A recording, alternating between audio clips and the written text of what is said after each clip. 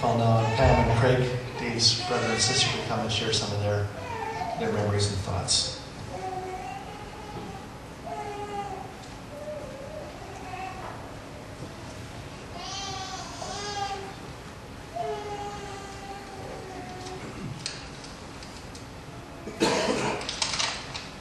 You know, I just have to say thank you, every one of you, for two things. For coming today. It's wonderful to have each of you gathered here today. But also, in particular, and especially the last, what has turned out to be 40 months of life. And I just want to express a tremendous gratitude. Many of you have touched David's life at the end. Some of you have only been introduced to David at the end and have never known the man he was. And so through these things, may you get a better understanding of him.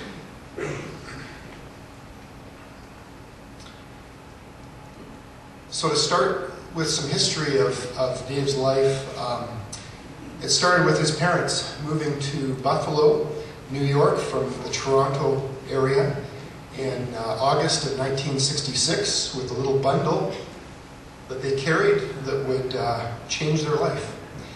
They were returned to Toronto, Ontario for about a week, where he was born a few months later on November the 17th, 1966. He was born David Harry Johnson to parents who were married, but Dad was taking his training and working.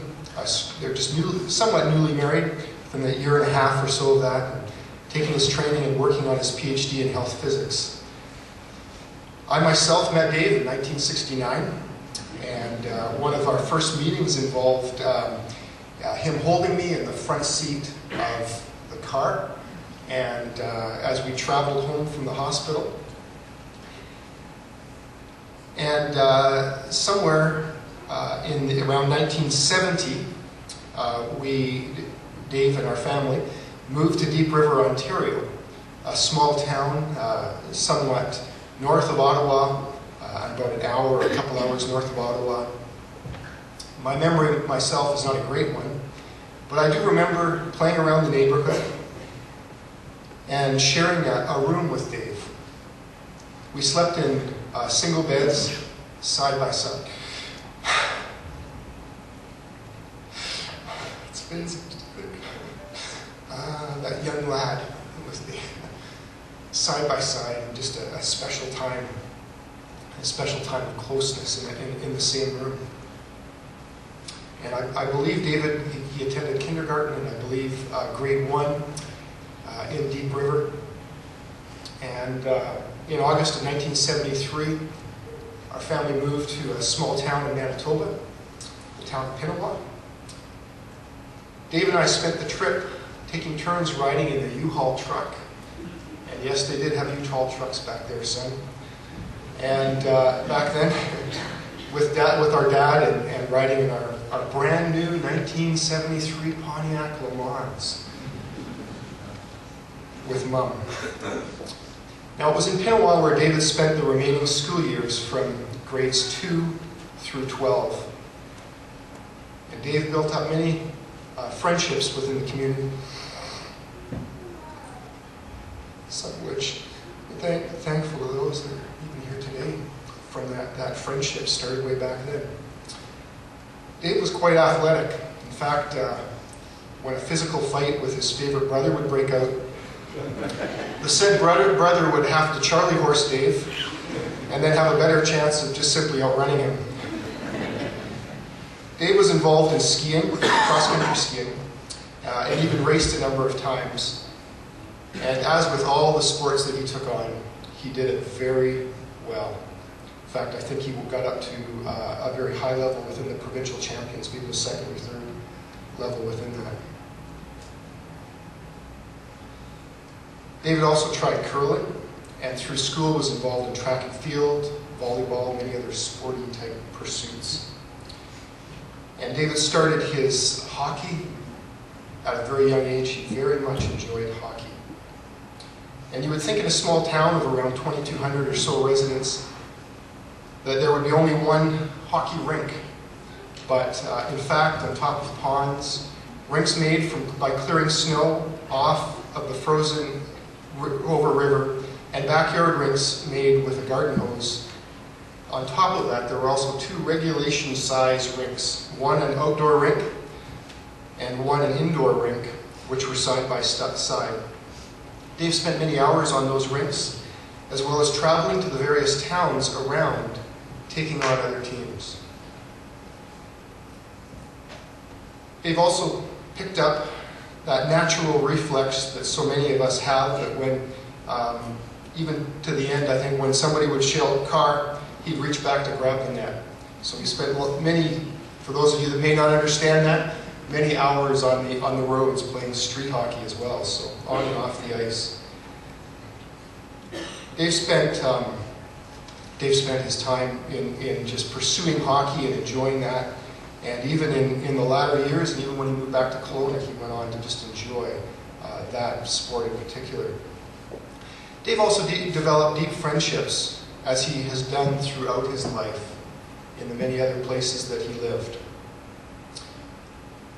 I know that many of you are here because of that deep friendship that he developed with you. One of his friends was the McLean family, and his family became this family became an integral part of encouraging Dave in seeking the Lord. And at about the age of 15, Dave became aware of his need for the Lord. And I've got a couple of verses I just wanted to share. Hebrews 11:6. But without faith it is impossible to please him. And he that cometh to God must believe that he is, and that he is a rewarder of them that diligently seek him. And Romans 10:13, for whosoever shall call upon the name of the Lord shall be saved. And therein is where Dave put his hope and his trust. At such a developmental stage of Dave's life, he made the decision to follow Christ. A decision that would carry him through, and a decision that would have a profound effect on his family, his friends.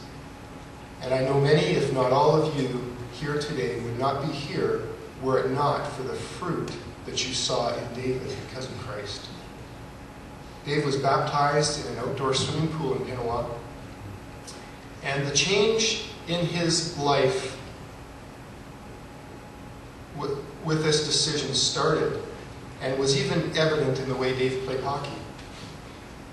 As he became less seeking to retaliate towards others, and able to just have a capability that I think everybody, or many of you probably saw in him, able to be determined and strong at looking after something, and yet doing it with such a gentleness and a patience and a love for people around him.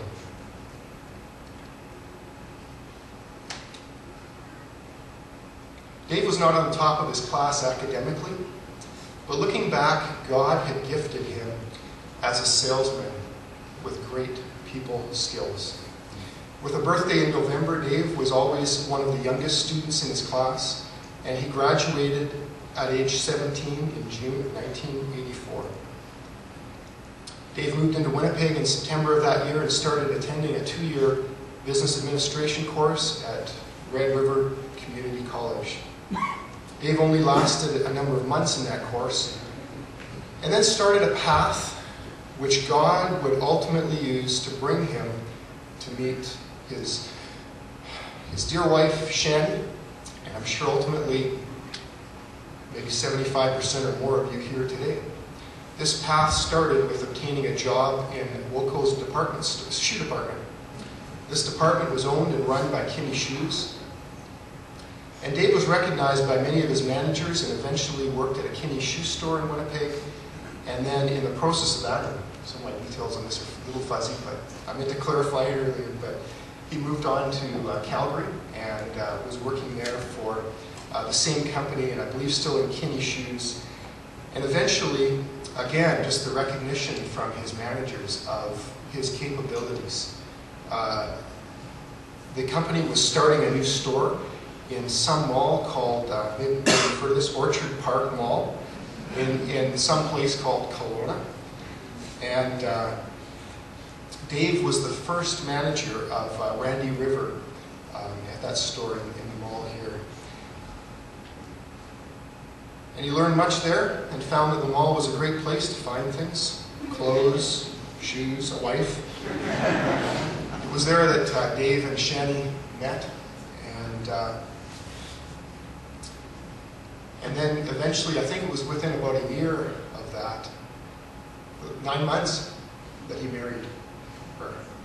So I'm going to leave it there. I think others probably can carry it on from there. But Dave will certainly be missed.